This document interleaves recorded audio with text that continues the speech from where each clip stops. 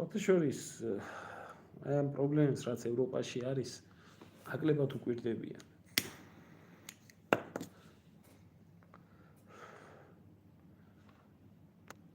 აი ევროპას გააჩნია კატასტროფული პრობლემები. თავისი კატასტროფული პრობლემები გააჩნია. მათ შორის ევროპის ისლამიზაცია. ევროპის ისლამიზაცია, რომელიც ძირითადად მოხდა აფრიკიდან და აზიიდან მიგრანტების ჩამოსვლის ხარჯზე, ეს შეგნებულად გატარებული პოლიტიკა იყო. მათ შორის კადაფის დამხობა, რომელიც ლიბიაში აჩერებდა აფრიკეთ ტოლვილებს,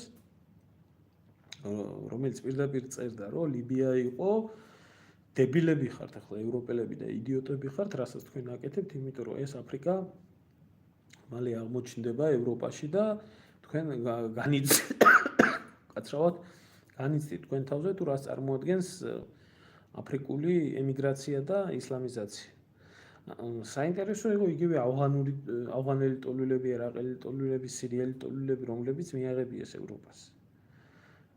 ეს ახლა შინაგანი პროტესტი აქ საერთოდ ევროპა იქცა დევნილთა თავშესაფრად. ახლა 12 მილიონელი უკრაინელი მიიღეს, მაგრამ ნუ ამაზე არა ლაპარაკი. ამის წინააღმდეგ აი 2011 წელი გაიხსენეთ. 2011 წელი. 2011 წელს ნორვეგიაში რა მოხდა? აი ეს ერთი გიჟიო სულელიო რო იძახიან. ბრეივიკი რო გამოხდა და ამოხოცა იმდენი ხალხი, მათ შორის ის საცუდავი ქართველი გოგოც რომ მიაყოლეს სხვათა შორის ქუთაისელი, ჩემი უბნელი იყო ის გოგო. და იმან რა თქვა მაშინ? მე ამ ყველაფერს იმისთვის ვაკეთებ, რომ ევროპა გამოვაცოცხლო იმისთვის, რომ ისლამიზაციის პროცესი ევროპის შევაჩერო. და ამიტომ დავხოცეო ამდენი ხალხი. მაშინ ამას ყურადღება არავინ არ მიაქცია.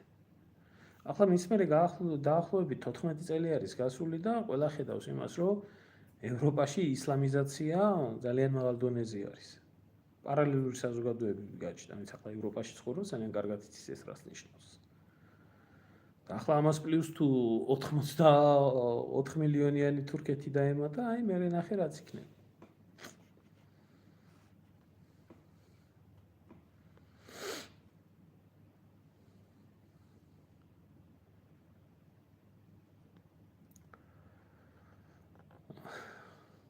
კათმოსანჯა არ ვიცი ვისი სექტიდანა.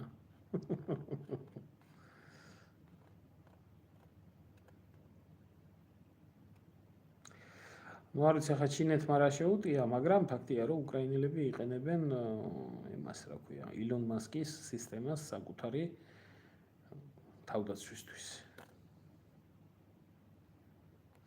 ჩვენი ქვეყნისთვის კარგი მომენტი არის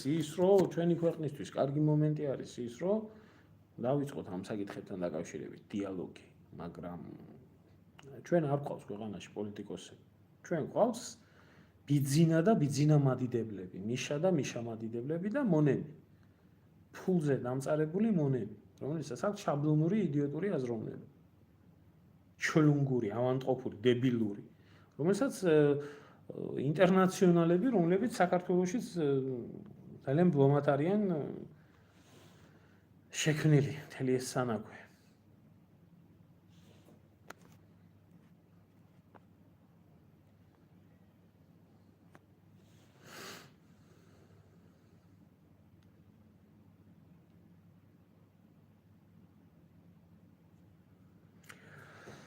არ ვიცი, იცი, აი ალექსი წერს, რომ გასაგებია რომ რუსეთმა გაიმარჯვა და გამარჯვებული რუსეთი ჩვენი საქმე როგორ იქნება?